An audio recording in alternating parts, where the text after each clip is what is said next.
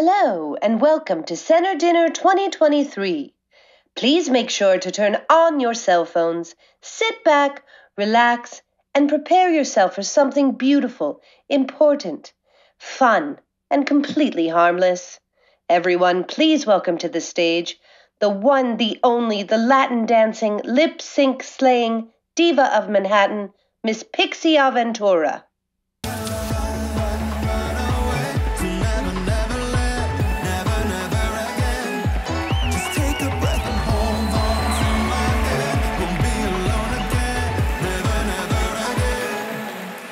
Good evening. Buenas noches. How are we doing tonight? That was pathetic. This is a gay event. I need y'all to turn up. How are we doing tonight? Can I get a yes, queen? Can I get you better work? Can the two of you in the front sit down already? Muchas gracias. Que Dios lo bendiga. First of all, I would like to thank the center for having me tonight. I'm feeling very glamorous. In fact, I have my very own throne. That's only for me, so don't try sitting on it, thank you. So I have a question. What am I doing here tonight? Well, we're gonna be doing some reading. And no, not the kind of reading where I suck the soul out of you and you're groveling at my feet. No. We're gonna be doing some educational reading. That's right, we're gonna have our very own drag queen story hour. But it's not gonna be an hour, it's gonna be 10 minutes, all right? We're gonna make it nice and cunty for all of you. Our book selection this evening is this big-ass book behind me that apparently has 40 years of history of the center, okay? But before we do, I want to actually have a personal question. Do we have anyone here that was present during those first few years of the center, back where? We do, raise your hand, give it up for all of them. Give it up.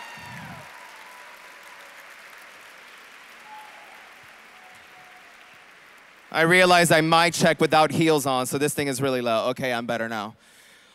Okay, so are we ready for the reading now? I said, are we ready for the reading now? Correct, because reading is what?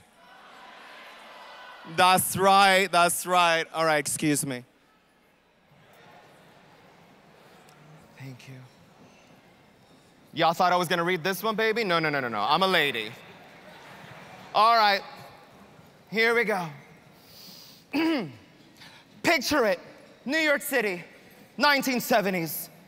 There should be more laughing. That was a reference to Golden Girls. I'm gonna do that again. Picture it, New York City, 1970s. Y'all need to get it together. We are not gonna be having fun tonight.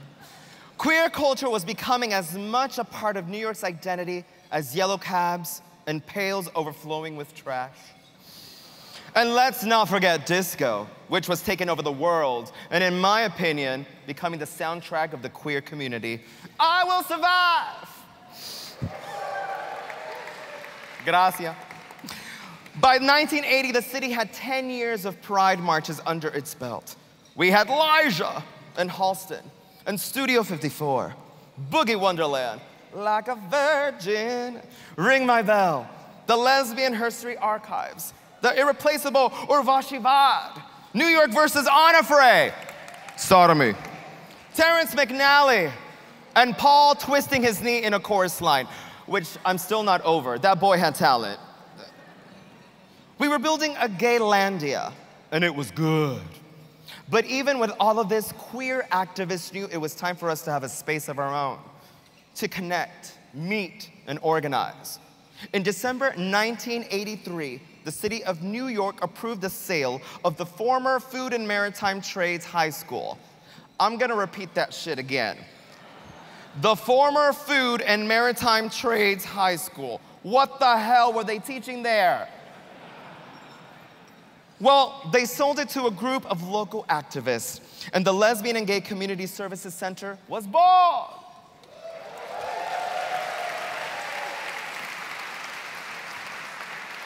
We're gonna need to speed up those reactions, thank you. Are you staring at my heels right now, really? Girl, wake up. The New York Times reported the sale of psych to homosexuals. Good, because you know we were gonna turn it out. The article also ran next to an ad for Spanish pumps, available in a rainbow of colors and fine all leather. Can you bring that shit up? Look at that. Sorry, I don't care who's wearing that. No one's foot looks good in that. I need at least 1 more inch. That's what she said.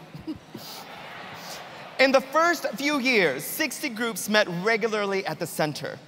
In 1985, it became the temporary home to the Harvey Milk High School. The lesbian switchboard became a permanent tenant after it was evicted from its former location. And Dignity, a Catholic, gay, and lesbian religious organization, sought refuge when it was expelled from Catholic churches. But by that time, New York's LGBTQ community was deep in the fight for our lives. HIV and AIDS stormed into our community. Confusion, fear, and lack of information, coupled with government inaction, was devastating. Gay men were dying in droves, and our lesbian sisters rolled up their sleeves to take care of, comfort the dying, and grieve those left behind.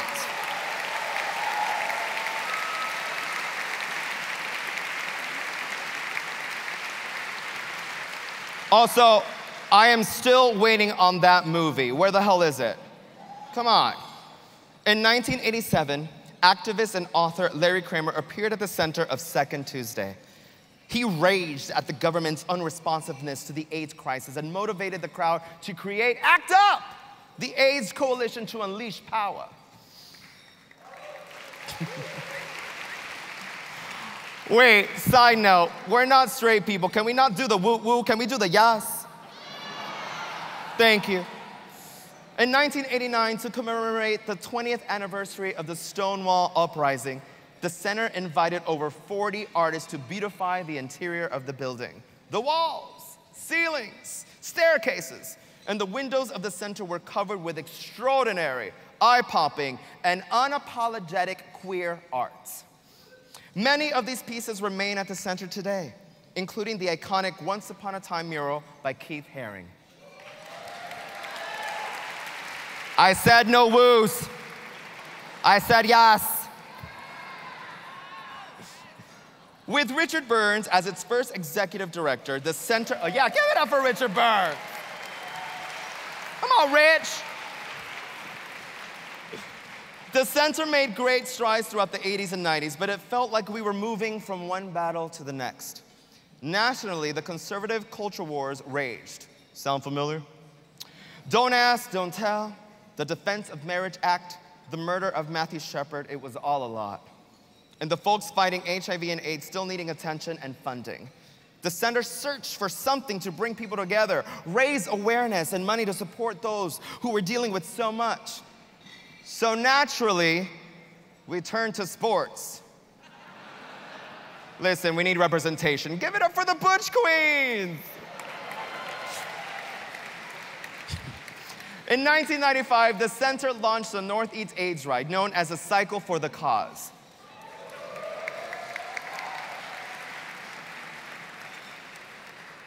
I'm just looking at myself. This is HD, is not helping anybody. All right. Okay. To this day, the 3-day, 275-mile journey from Boston to New York City furthers our progress towards ending HIV and AIDS. But let's be honest. Half of those bikers come for the spandex, tutus, and adorned bikes. Give it up for representation, femme queens! In 2009, Richard completed his remarkable 22-year tenure as executive director of the center. So, who was gonna replace that? Honey, the equally remarkable Glenda Testone.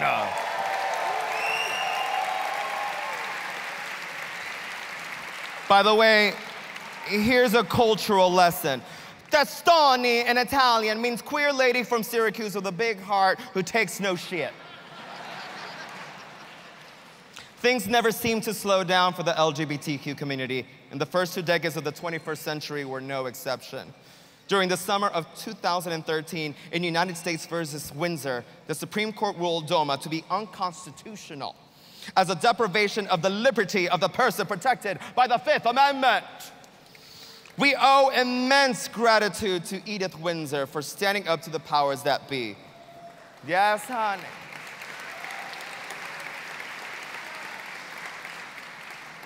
And like our straight counterparts, making divorce something we can all aspire to.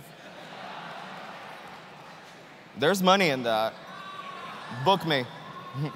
7 years ago, following the devastating election of the recently indicted Orange Cheeto King, what? The center launched the Rise Out advocacy program to advance a shared vision of justice and equity. Rise Out has led to the passage of over 10 pieces of legislation protecting LGBTQ New Yorkers.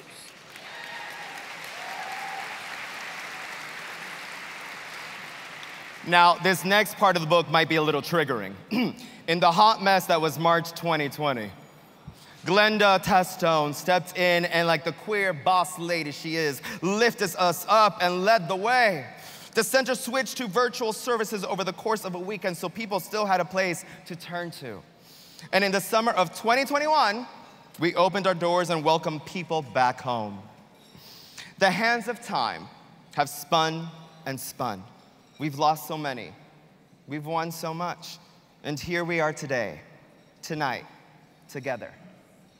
Our 40th year of service to LGBTQ+ New Yorkers is an exciting milestone, and our work is far from over.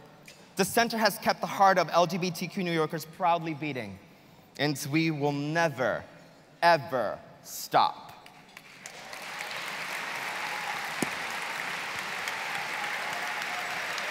Wasn't that great? It's a great little book.